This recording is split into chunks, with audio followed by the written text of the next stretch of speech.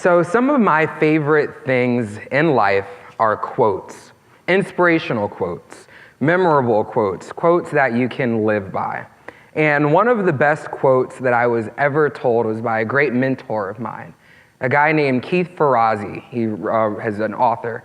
And that quote was, "Stories are emotional transportation." Stories are emotional transportation. When he told me that quote, I decided from that moment forward, it was going to influence how I lived a couple different parts of my life. For example, when I was in graduate school, I didn't just read the text and take it for word. I tried to create links between different things that I read into a story. And when I meet people, I try to take nuggets from what they share with me about their lives and kind of compact those into a narrative that tells me about their life and where they're from, where they've been, and things like that. And it also inspired how I would live my life as a motivational speaker. I decided that moving forward, I would focus more on stories because people can remember stories more easily, of course, than they can just remember a random lecture. And so I hope today that the stories I tell you will take you on this ride into what I think should be the future for all of us, given today's TEDx theme, Made in the Future. But first, let's start at the present. This photo is something that we see every day. Someone crossing the street, plugged in. And what do I mean by plugged in? Headphones, iPhone, music player, whatever it might be. Plugged into something else while they are casually throwing their bodies in front of multi-ton machines that we call vehicles or cars. And they're just willingly doing that, being very distracted and crossing the street, just doing that as they please. I think that that is very unfortunate. Not just because of the danger that could pose, because people even do it here, too, on the subway. You know, I live near Washington, D.C., and I take the metro to work every single day. And one of my biggest rules for myself is to not make myself too distracted from the people around me. Even just looking at this photo, how many opportunities for connection do you see here? For me, I see at least 20, 4 for each individual person with the other person that's photographed. But who knows how many other people are on that train or that bus or whatever that mode of transportation is. But don't get me wrong, this is not going to be some kind of lecture on how we need to unplug and, because I'm a millennial. I'm most of the time have multiple screens in front of me, my cell phone in one hand, my iPad in another, my computer. Even right now, I've got 2 screens right in front of me. I'm not going to sit here and tell you about how we need to unplug. I'm going to ask you to be more engaged with the environment around you. And I'm also going to share with you why I think that that is so important. Because for me, I look at the world as a human library. So what do I mean by that analogy, a human library? Imagine, you yourself, you're walking, strolling through a library, and you're looking for a new book. And more often than not, when you're looking for that new book, you're looking at the spines of different texts and saying, I wonder what this book is about. Maybe you'll pick up a book and judge it by its cover and say, oh, that doesn't look too interesting. And you'll put it back on the shelf. But what if we didn't behave as pedestrian throughout life?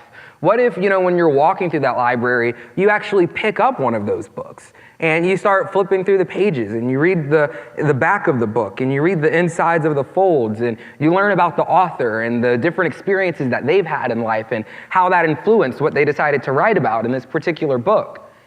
Imagine if we as humans did that with each other. That's how I think of the world. So when I'm, crossing campus or when I'm on the metro, I try my hardest to remember that the world is a human library. And the number of connections that I've made through this human library idea led me to truly make a crazy goal for myself, meeting one new person every single day. This is a goal that I decided to make in the fall of 2008 when I was a freshman in college. The reason that I decided to establish this goal is actually twofold. First of all, I realized that people were over-helping me. And that really seemed to be in reference to my disability, so-called. As you can tell, I use a wheelchair to get around.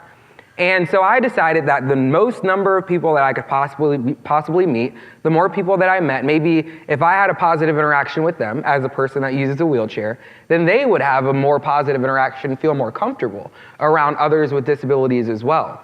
So that was the first piece. Second, I simply wanted to be more engaged in my community.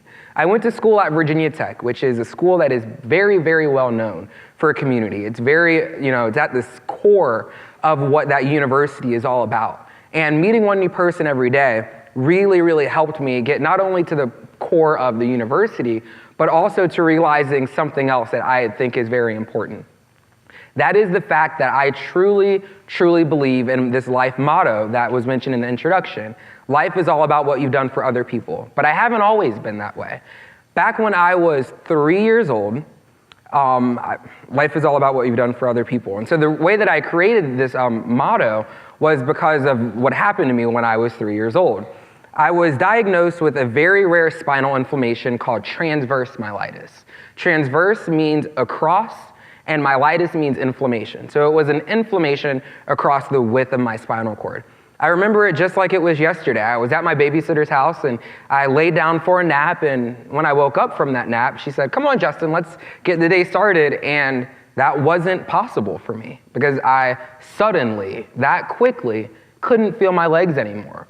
And so when I was diagnosed 9 months later, after many different tests, all kinds of different doctors, and many, many nurses, I had to repeat myself over and over to new people, and most of the time it was strangers. Nurses and doctors that were trying to diagnose me and help me and figure out what was going on with my body that was causing this pain for me. And so I ended up, obviously as a result, I now use a wheelchair, and paralysis was the end result of my battle with transverse myelitis. But through that experience, as I got older and I began to own my disability, I realized that engaging with other people was the most important thing I could possibly do. My parents taught me when I was a little kid 2 things related to my disability. They said, first, sometimes people might look at you and judge you just because you're sitting on top of 4 wheels. And they said, second, you can do anything that you want to do. Sometimes you just have to do it differently. But going back to number 1, they said if you behave in a way that makes people see you as an individual before they ever see your wheelchair, then you're doing something right. And that's where life is all about what you've done for other people comes from. That's the purpose of a human library, is being as engaged and as committed to seeing other people for who they are. I really think that a prosperous future for all of us will depend on authentic, legitimate human connections. If we're always plugged in and we're walking around with our headphones and on our iPads, that's going to be impossible. So I encourage you on today's break, after you leave this place today, try your best to view the world as a human library and connect with as many people as you possibly can. Thank you.